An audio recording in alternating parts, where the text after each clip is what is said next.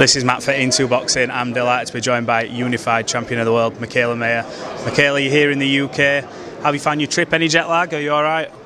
I am surprisingly all right. I made sure I did not nap yesterday when I got in, and then I slept through the night, so I'm good to go. How excited are you to be here in Cardiff and sort of mix with the fans? And obviously, you know you're doing a bit of commentating as well. Does it feel good to come over to the UK where women's boxing over here is absolutely booming at the minute?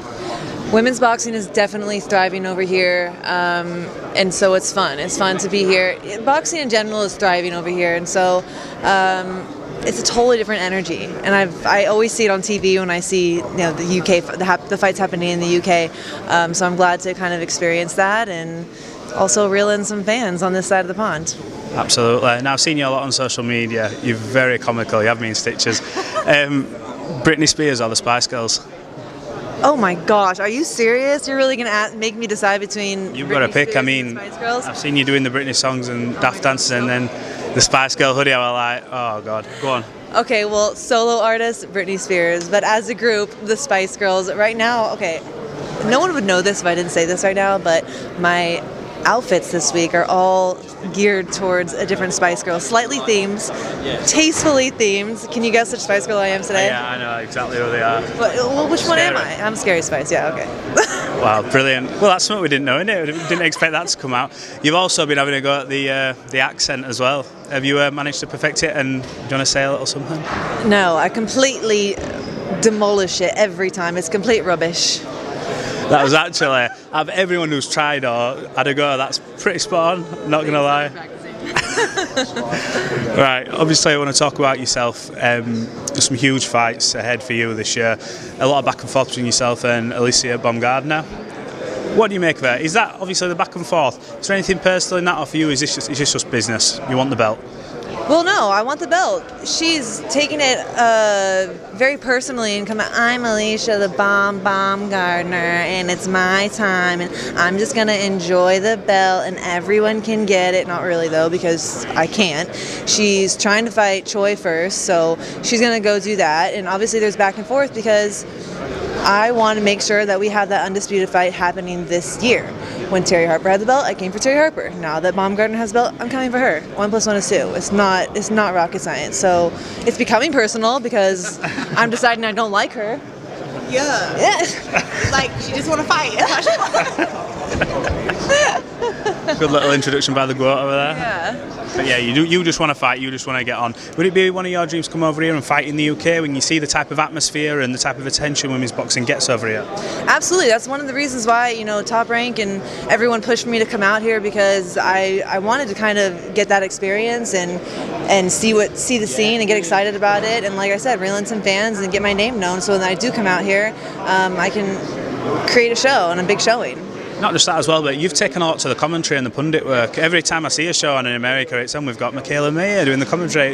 Is that a passion of yours? Do you like just talking about boxing? You're a real boxing fan. Well, I never ever want to go back to ever having a real job, right? And I can't box forever, and so I want to find a way to somehow stay involved with the sport I love. And I didn't expect to be commentating this soon in my career, obviously, because I still have a lot of fight left in me. I'm not retired anytime soon. But one day I feel like that's something I would do, and it's a challenge. It's been tough. It's not easy. Credit to those commentators. I always say I'll never get mad at a commentator for saying anything negative about me again, because sometimes you just gotta pull things out of your ass. Can I say that? I don't know. You just have to say things, right? You have to come up with things to say, and so you're just analyzing what you see on the spot, and you just can't take it personally.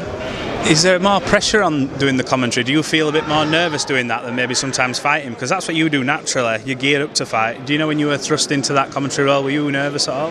After my first night of commentating on ESPN, I said, oh my God, I'd rather just fight a 10-round fight than do what I just did, because it's so mentally exhausting, especially when you're learning on ESPN next to Mark Kriegel and Joe Testore and Christina Puncher and all these great commentators. So it was a lot of pressure, but I'm used to the pressure. Absolutely. Now talk about that person you just had a picture with, someone who's just interrupted the interview, Clarissa Shields. Unbelievable achievements so far in her career.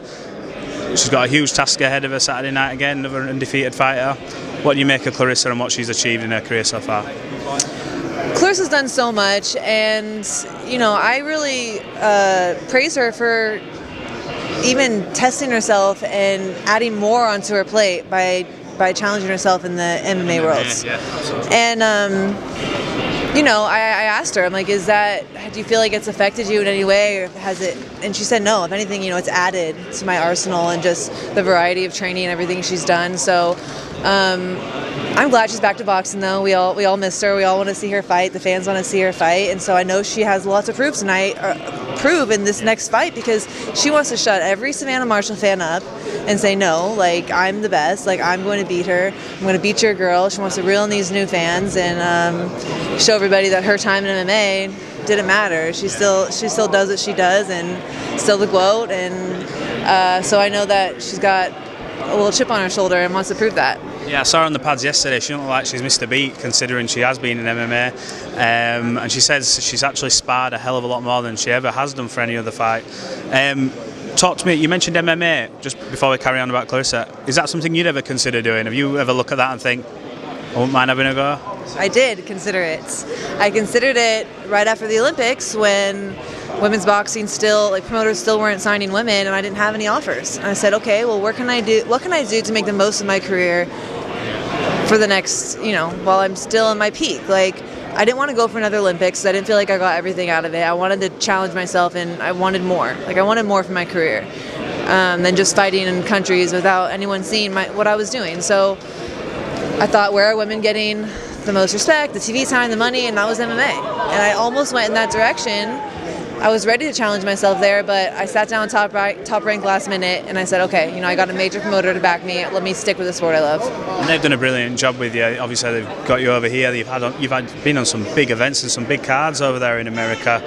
What do you make of all the big fights in women's boxing that are happening though? It's so great for the sport, and you never really hear anyone say, God, that was a boring fight. Because obviously it's 2-minute rounds, people go at it. Yeah. You've got Katie Taylor going against Amanda Serrano, and that's going to sell at Madison Square Garden. What do you think about that sort of fight for the ages? It's a great fight, and it shows how far women's boxing's come. And everyone's saying that, but you have to really think about, we were only allowed to compete in the Olympics since 2012, right? And what's great about Serrano versus Taylor is you have Katie, who was a huge reason why women were allowed to finally compete in the Olympics, right? Huge amateur pedigree, tons of experience, tons of fights. And then you have Serrano, who never had that amateur background. She was pro all along, and it was tough in the beginning, right? Like, you're trying to fight as often as possible with no promoter, little money. And so now you have these two girls who have crawled up from the bottom in their own worlds, and now going against each other head to head at Madison Square Garden. Absolutely. Mikaela, I know you've got to get off now, but just give a message to your British fans, people who are taking you on board, people who love your British accent and your music taste. Have you got a message for the fans just before you go? I hope they love my attempts to do the British accent, not offended by it. I'm really just playing. But I'm looking forward to coming to the UK and performing in front of all of you guys live one day. And appreciate all the support, everyone who's been supporting women's boxing in general. 22 is going to be a big year for us, big year for me, and I hope to see you all soon. Tune in Saturday night for Eubank versus William. Mikaela Mayer, thanks for talking to Into Boxing. I appreciate your time. Thank you.